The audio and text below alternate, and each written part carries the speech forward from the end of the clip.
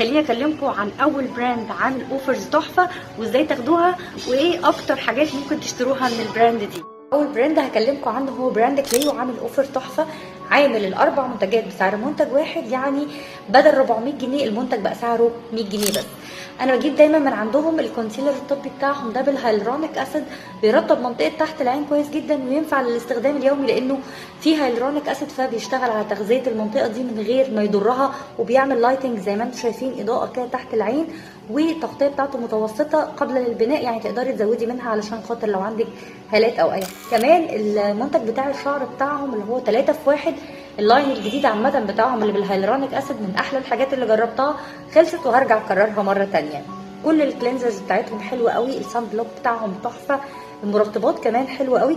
فالنهارده كنت بكلمكم عن كليو، ولسه بقى هكلمكم عن باقي الاوفرز في فيديوز تانية.